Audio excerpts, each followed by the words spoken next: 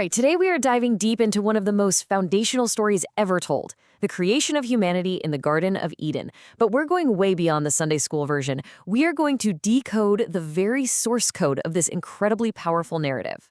So to really get what's going on in the garden, we have to start with its whole purpose, the original design. It wasn't just some pretty place. It was a sacred trust.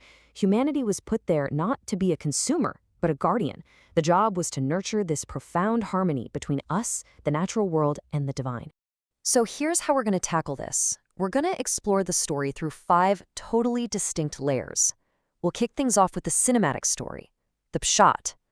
Then we'll uncover the hidden linguistic codes, the remez. After that, we dive into the emotional trial of the characters in the drash, decode the mystical blueprint of reality in the sod, and finally, we're going to bring it all home to a challenge for us today. Ready? Let's dive in. Okay, first up, let's just experience the story on its most direct level. This is the pshat, the simple, literal narrative. I want you to imagine this like a movie unfolding on a massive scale. Picture this. The scene opens, and it's a world of just perfect balance. Everything is exactly where it's supposed to be. The relationship between the creator, humanity, and creation itself is totally seamless, it's harmonious. This isn't just a place, it's a state of being, a living, breathing system of connection. And this is where it gets really interesting. The first human, Adam, isn't just made from dust. He's formed from the Adamah, the living earth itself, which sets up this unbreakable bond right from the start. Then, from Adam, a partner, Eve, is created. And she's not a secondary character here, but a complementary force, and they're both given the exact same mission: serve and preserve the garden. So in this incredible world of total abundance and freedom, just one boundary is set. One single tree is set apart. And look, this isn't really about restriction. It's about the relationship. It's a single test of trust, a test of humanity's commitment to their role.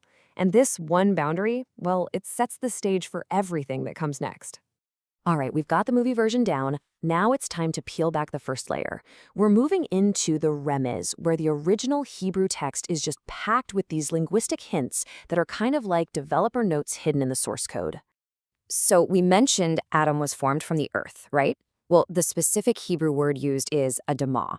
And this isn't just a generic word for dirt. It represents the living, fertile ground, the very substance of the entire physical world.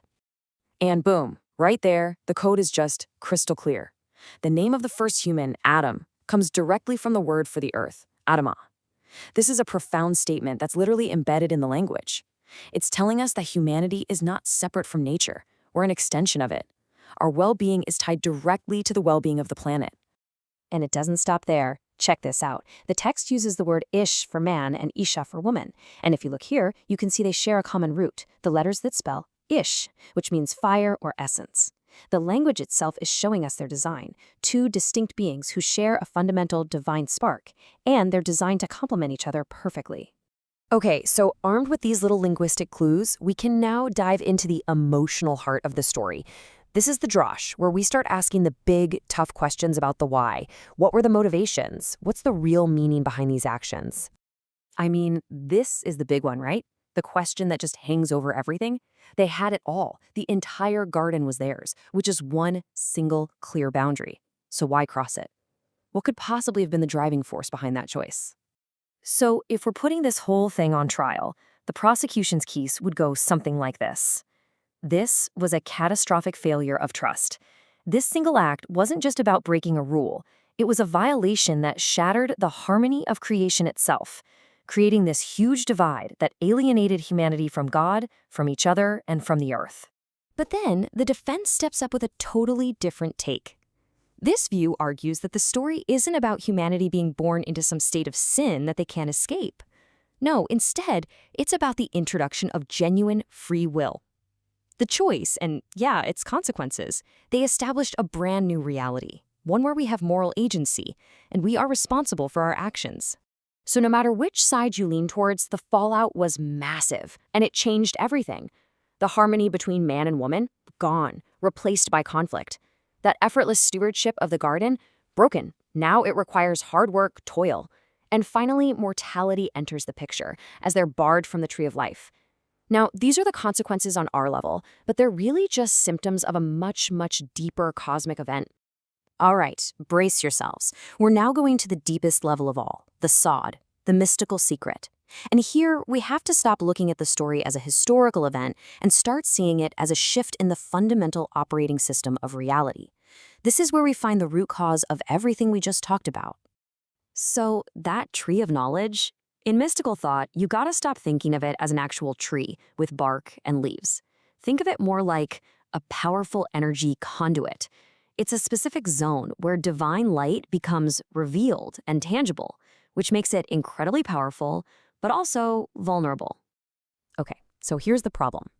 When Adam was first created, the spiritual operating system of the world wasn't fully installed yet.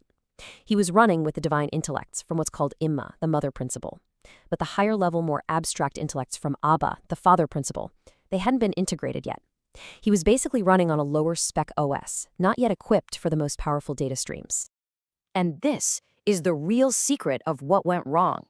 It was never about a piece of fruit. It was about accessing that intense, raw, revealed energy from the tree of knowledge prematurely. He tried to run a high-intensity application without the necessary spiritual hardware or processing power. And the result was a cosmic system overload. And what happens when you run software that's too powerful for your hardware? You get a system crash, a total system downgrade. The divine intellect of Dot, which means knowledge, belonged in the head of the spiritual system. But it fell into the body. This created a fundamental disconnect, a darkness between the higher and lower worlds. This spiritual downgrade is the source code for all the conflict, toil, and mortality we experience. Wow. Okay, so after that whole journey, from the movie to the code to the trial, all the way to the cosmic blueprint, what does any of this mean for us right now? When we bring all these layers together, we find a direct challenge for improving our own middots, our inner character dimensions. When you boil it all down, the single biggest lesson from the garden isn't about fruit, it's about timing. It's about maturity. Adam's mistake was impatience. He reached for a powerful reality before he had built the internal vessel, the wisdom, the stability to handle it. The story is this timeless warning against grasping for things, even good things, before we are truly ready for them. And so that brings us to our challenge for you. Take a second and think about your own life. What is your unripe fruit? Is there a career goal, a relationship, a personal ambition that you're just rushing toward without first doing the patient internal work of building the character and wisdom you'll need to actually sustain it? Thank you for joining us for this complete journey through the Pardes. We hope these ancient truths help you improve your own dimensions. If you enjoyed this full chapter deep dive, please like, subscribe, and share which part of the journey touched you most. We'll see you in the next chapter.